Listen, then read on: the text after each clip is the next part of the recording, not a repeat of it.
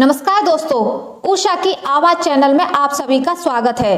हमारी आज की कहानी है छोटी बहू। आ गई महारानी नौकरी करके 4 पैसे क्या कमाती है, रसोई में देरी से आती है। हम दोनों है ना इसकी नौकरानी, जो इसको गर्म गर्म खाना बनाकर देंगी। इसने तो हम लोगों को नौकरानी ही समझकर रखा है, तभी तो आकर अपने कमरे में पसर जाती है और फिर खाना बनने के बाद खाना खाने आ जाती है। बड़ी बहू कामनी अपनी देवरानी काव्या से बोली।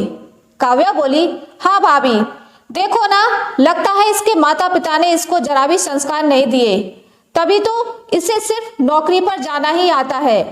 अगर संस्कार होते तो पहले सारे घर के काम निपटाती, बाद में ऑफिस जाती। कामनी बोली, कैसी संस्कारहीन देवरानी मिली है हमें। सच कह रही हो तुम, हमारे माता पिता ने हमें इतने अच्छे संस्कार दिए थे, तभी तो हम आज पूरा घर अच्छे से संभाल रहे हैं। और एक ये है जो सुबह सवेरे नौकरी पर जाकर अपने आप को 30 मार खा समझती है। संस्कार होते तो हमारी तरह घर गृहस्थी संभालती, मगर ना जाने क्या हो गया है आज की लड़कियों को। नौकरी करके समझती है कि घर के कामों से आजादी मिल जाएगी। सब संस्कारों का खेल है। काव्या बोली, भाभी, हमें कुछ ना कुछ करना पड़ेगा, नहीं तो हमारे घर की यह छोटी बहू सीमा पूरे घर पर राज करेगी और हम दोनों जिंदगी भर इसकी गुलामी करेंगी। कामनी बोली, छोटी, इसका भी उपाय सोच रखा है मैंने। अब तक तो माँ जी यही कहती थी, अरे छोटी बहू अभी नई नई है, धीरे धीरे सब सीख जाएगी। मगर अब तो सीमा की शादी हुए 5 महीने हो गए हैं। शादी के बाद 2 महीने तो सीमा मैडम ने घूमने फिरने और अपने मायके आने जाने में ही गुजार दिए और फिर अपनी नौकरी ज्वाइन करके बैठ गई। चलो, यहाँ तक भी ठीक था, मगर अब घर के काम भी नहीं करती। आज रात को माँ जी से इसकी शिकायत ना लगाई तो मेरा नाम भी कामनी नहीं। आज तो माँ जी को भी बताना ही पड़ेगा कि इनकी छोटी बहू में संस्कारों की कमी है, जो आपको पूरी करनी पड़ेगी। थोड़ी देर में सीमा अपने कमरे से रसोई में आकर बोली, भाभी, आजकल ऑफिस में काम बहुत बढ़ गया है। अच्छा हुआ जो आप दोनों हो, वरना ना जाने मैं घर और ऑफिस दोनों कैसे मैनेज करती। मझली बहू काव्या बोली, सीमा, तुम्हें ऑफिस में भला करना ही क्या होता है? ऑफिस की कुर्सी पर बैठे बैठे ही तो काम करती हो, मगर यहाँ हम दोनों बेचारी पूरा दिन लगी रहती हैं। तुमसे ज्यादा थकान का काम तो हम करती हैं, फिर भी कभी तुम्हारी तरह काम की शिकायत नहीं करती। कामनी भी कहाँ चुप रहने वाली थी, वह बोली, हाँ सीमा, काव्या बिल्कुल सही कह रही है। तुम तो ऑफिस से आकर बिस्तर पर पड़ जाती हो और हम दोनों बेचारी पूरे दिन घर की रसोई में कुछ न कुछ बना रही होती हैं। सीमा को अपनी दोनों जेठानियों के मुंह से निकले शब्द समझ तो आ रहे थे, मगर वह समझना नहीं चाहती थी, क्योंकि वह घर में कोई बखेड़ा शुरू करना नहीं चाहती थी और वह सच में ऑफिस से आकर इतनी थक जाती थी कि उसमें किसी से बहस करने की हिम्मत तक नहीं बचती थी। इसलिए सीमा बात को टालते हुए बोली, अरे वाह भाभी, आज आपने पालक की सब्जी बनाई है, मुझे पालक की सब्जी बहुत पसंद है। कामनी और काव्या एक दूसरे का मुंह देखने लगी। कामनी काव्या से धीरे से बोली, देखो ना इसको, कोई लाज शर्म नहीं है, इतनी सीरियस बात पर भी इसको सब्जी कौन सी बनी है इसकी पड़ी है। काव्या बोली, भाभी, यह जानबूझकर हमारे मुंह नहीं लगना चाहती, क्योंकि इसको तो अब बना बनाया खाना खाने की आदत पड़ चुकी है। यह भला हमसे बिगाड़कर अपने पैरों पर कुल्हाड़ी क्यों मारेगी? और रही बात लाज शर्म की, तो संस्कार तो ये मायके में ही गिरवी छोड़ आई है। फिर दोनों धीरे धीरे हंसने लगी। कामनी बोली, हाँ काव्या, तू बिल्कुल सही कह रही है, इसलिए तो हमें आज रात माँ जी से बात करनी ही पड़ेगी, वरना ये तो यहाँ राज करेगी और वह भी हमारे राज में ही। कामनी, काव्या और सीमा तीनों इस घर की बहुएं हैं। तीनों के पति दुकान संभालते हैं। तीनों बेटों के पिता मदन लाल जी और माँ सुधा जी अपना हंसता खेलता परिवार देखकर खुश हैं। दोनों बड़े बेटे कमल और आकाश की शादी को 7 वर्ष हो चुके हैं और दोनों की पत्नियां कामनी और काव्या में खूब बनती है, इसलिए यह संयुक्त परिवार अब तक आबाद है। मगर जब से छोटे बेटे सूरज की शादी सीमा से हुई है, तब से दोनों बड़ी बहुओं के दिमाग में कुछ ना कुछ चलता ही रहता है। कारण बस यही है कि वह नौकरी पर जाती है और यह दोनों घर का काम करती हैं। रात को कामनी और काव्या अपनी सास सुधा जी के कमरे में आई। कामनी के हाथ में माँ जी के पैरों में लगाने के लिए सरसों का तेल था और काव्या के हाथों में माँ जी की मनपसंद चावल की खीर। दोनों बहुएं सुधा जी के पास आकर बैठ गई। बड़ी बहू कामनी सुधा जी के पांव की मालिश करने लगी और छोटी बहू काव्या ने उन्हें अपने हाथों की बनी खीर खिलाई। सुधा जी तो वैसे भी अपनी दोनों बहुओं से बहुत खुश थी। वे बोली, आज इतनी रात को मेरे कमरे में क्यों आई हो? बड़ी बहू कामनी तुनक्कर बोली, माँ जी, आपसे सीमा के बारे में कुछ जरूरी बात करनी है। सुधा जी बोली, बड़ी बहू, क्या किया सीमा ने? कामनी बोली, माँ जी, वह तो सुबह सुबह तैयार होकर नौकरी पर चली जाती है और शाम को देरी से वापस आती है। घर का कोई कामकाज भी नहीं करती। अब आप ही बताइए, ऐसा कोई कितने दिन तक झेल सकता है? पीछे से काव्या भी बोली, माँ जी, हम दोनों बहुएं क्या इस घर की नौकरानी हैं जो सारा दिन किचन में पीसती रहें और वह महारानी की तरह सिर्फ कमाने चली जाए और आकर सिर्फ खाना खाए? सुधा जी दोनों बहुओं की बात सुनकर बोली, तुम दोनों बिल्कुल फिक्र मत करो, उसकी अक्ल कल मैं ठिकाने लगाती हूँ। सास की बात सुनकर दोनों बहुएं खुश होकर अपने अपने कमरे में चली गई और दूसरे दिन का बेसब्री से इंतजार करने लगी कि देखते हैं कल उनकी सास सीमा की किस तरह से खबर लेगी। दूसरे दिन सुबह सुधा जी डाइनिंग टेबल पर बैठकर चाय पी रही थी और सभी को घूर रही थी। उन्होंने देखा कि सीमा ने रसोई में दोनों भाभीयों की थोड़ी बहुत मदद की और फिर वह ऑफिस जाने के लिए तैयार होने चली गई। सीमा जैसे ही अपने कमरे से तैयार होकर बाहर आई, सुधा जी बोली, बहू माना तुम नौकरी करती हो, मगर नौकरी के साथ साथ घर के कामों में बराबरी की मदद करना भी तुम्हारा फर्ज है। दोनों बड़ी बहुएं घर में दिन भर पिसती रहें और छोटी बहू सिर्फ कमाने पर ध्यान दे, यह तो गलत बात है।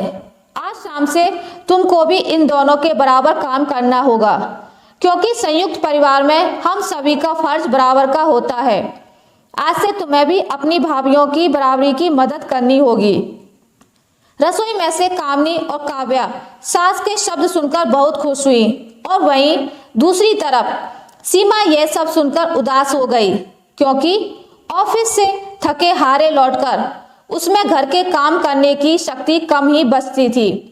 फिर भी सास की आज्ञा का पालन करने के अलावा उसके पास और कोई चारा भी नहीं था, इसलिए वह चुप रही और उसने हाँ में हामी भर दी। शाम को जब सीमा ऑफिस से आकर रसोई में गई तो उसने देखा कि दोनों भाभी ने कोई काम नहीं करके रखा है। दोनों आराम से टीवी देख रही थी। सीमा के रसोई में आने के बाद वे दोनों भी रसोई में आ गईं।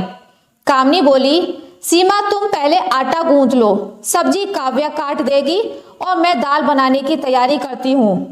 तीनों ने मिलकर सारा खाना बनाया और अंत के सारे बर्तन सीमा के लिए सिंक में छोड़ दिए। रात के 12 बजे तक सीमा ने सारे बर्तन धोए और अपने कमरे में जाकर ऐसी सोई कि उसकी आंखें सीधे सुबह के 7 बजे खुली। ऑफिस के लिए 8 बजे निकलना था। वह रसोई में गई तो देखा कि दोनों भाभीयों ने फिर से कोई तैयारी नहीं कर रखी थी। वे दोनों अपनी अपनी चाय पी रही थी।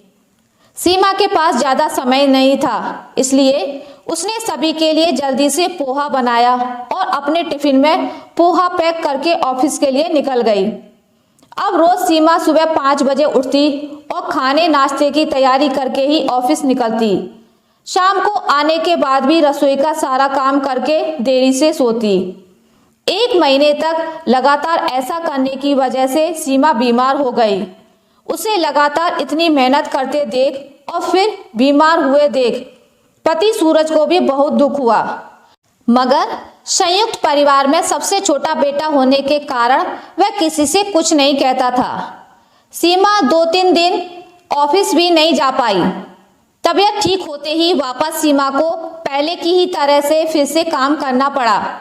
सूरज भी सब देख और समझ रहा था, मगर कुछ करने या कहने की हिम्मत नहीं थी। सूरज घर में सभी की बहुत इज्जत करता था, मगर वह अपनी पत्नी से भी बहुत प्यार करता था। अगले दिन से सूरज सीमा की घर के कामों में मदद करने लगा। यह देखकर दोनों बड़ी बहुएं जल भुन गईं। कामनी बोली, सूरज भैया, आप पुरुष होकर अपनी पत्नी की घर के कामों में मदद कर रहे हैं। किसी को बाहर भनक हुई तो क्या सोचेंगे आपके बारे में। काव्या बोली, सूरज भैया, अब इतने भी जोरू के गुलाम मत बनिए कि घर के बाकी पुरुषों को आपको देखकर शर्म आ जाए। सूरज भाभियों की यह बात सुनकर वहां से चला गया, मगर यह सारी बातें सीमा के दिल को लग गईं और उसकी आंखों में आंसू आ गए और वह सोचने लगी, दोनों भाभियों को तो उसकी कुछ मदद नहीं करनी, मगर पति को भी मदद नहीं करने देती। यह सारा माजरा सुधा जी के पति मदन लाल जी ने अपनी आंखों से देखा और वे भी बिना कुछ बोले वहां से चले गए। इस बात का कोई ना कोई हल जरूर सोचूंगा। रात को जब पूरे परिवार का खाना निपट गया तब मदन लाल जी ने अपनी पत्नी, तीनों बेटों और तीनों बहुओं को बुलाया और बोले, आज मैं एक विशेष फैसला करने जा रहा हूं और यह फैसला सभी को मानना पड़ेगा। मदन लाल जी अपनी पत्नी सुधा से बोले, सुधा, हम चारों पुरुष भी घर से बाहर दुकान पर कमाने जाते हैं, मगर तुम हमसे तो कभी घर के काम करने को नहीं कहती। सुधा जी बोली, आप भी कैसी बहकी बहकी बातें कर रहे हैं जी। भला आप पुरुष हैं, मैं आप लोगों से कैसे घर के काम करने को कह सकती हूँ। मदन लाल जी अपने बड़े बेटे कमल से बोले, बेटा, हम घर में कुल कितने लोग बाहर कमाने जाते हैं। कमल बोला, पापा, आप और हम तीनों भाई दुकान पर बाहर कमाने जाते हैं और घर की छोटी बहू भी ऑफिस जाती है, तो कुल मिलाकर हम 5 लोग बाहर कमाने जाते हैं। मदन लाल जी सुधा जी से बोले, हम 5 बाहर कमाने जाते हैं सुधा, मगर तुम घर के काम सिर्फ छोटी बहू को करने को कहती हो, जबकि वह भी हम पुरुषों के बराबर बाहर कमाती है, तो वह भी एक तरह से घर का पुरुष ही हुई ना। आज से मेरा फैसला है कि छोटी बहू घर का कोई काम नहीं करेगी। हाँ, यदि वह अपनी इच्छा से छोटे मोटे काम करना चाहे तो यह अलग बात है। जो महिला बाहर कमाती है, मेरी नज़र में वह भी पुरुष ही है। जो महिलाएं एकांकी परिवार में रहती हैं और बाहर नौकरी पर जाती हैं, वहां उन्हें उनके पति द्वारा भी घर के कामों में मदद मिलती है, मगर संयुक्त परिवार में तो यह भी मुमकिन नहीं। मझली बहू काव्या बोली, घर में कमाकर लाने से कोई स्त्री पुरुष नहीं हो जाती पापा जी, स्त्री तो स्त्री ही रहेगी। मदन लाल जी बोले, यदि छोटी बहू इतनी पढ़ाई करके घर के ही काम करे तो उसकी पढ़ाई का क्या फायदा, और 9 घंटे की ड्यूटी करके बाहर भी घिसे और वापस घर में भी घिसे, तो वह आराम कब करेगी। तुम दोनों तो दोपहर को भी आराम करती हो, मगर उसे तो दिन भर घिसना पड़ता है। बड़ी बहू कामनी बोली, पापा जी, मतलब हम दोनों घर की नौकरानी बनकर रहें बस, और यह महारानी बनकर बाहर जाकर कमाए। मदन लाल जी बोले, बड़ी बहू, फिर तो मैं भी कह सकता हूँ कि हम 5 तुम्हारे नौकर हैं जो तुम्हें कमाकर खिला रहे हैं, और छोटी बहू सीमा की शादी के पहले तो तुम्हें कभी नहीं लगा कि तुम दोनों इस घर की नौकरानी हो, तो अब क्यों लग रहा है ऐसा। एक व्यक्ति कोई भी एक काम ही ढंग से कर सकता है, या तो वह बाहर कमाए या घर का काम अच्छे से करे। दोनों बहुएं यह सब सुनकर चुप हो गए। सुधा जी को भी अपने किए का पश्चाताप हुआ कि उन्होंने दोनों बड़ी बहुओं की बातों में आकर बेचारी सीमा पर कितना सारा काम का बोझ डाल दिया था। सुधा जी बोली, सीमा, तुम्हारे ससुर जी बिल्कुल सही कह रहे हैं। मुझे मेरी ओछी मानसिकता पर शर्म आ रही है कि क्यों मैंने यह समझने की कोशिश नहीं की कि तुम दोनों जगह कैसे मैनेज करोगी। मदन लाल जी के इस फैसले से कामनी और काव्या पहले थोड़े दिन बहुत असहज रहीं, मगर फिर धीरे धीरे उन्हें आदत हो गई और इस तरह यह संयुक्त परिवार बिखरने से बच गया। आशा करती हूँ आपको मेरी आज की कहानी अच्छी लगी होगी। अगर आपको मेरी ये कहानी अच्छी लगी है तो इसे लाइक करें, ज़्यादा से ज़्यादा शेयर करें, और अगर आप मेरे चैनल पर नए हैं तो इसे सब्सक्राइब करना ना भूलें। मिलते हैं एक नई कहानी के साथ, तब तक के लिए नमस्कार।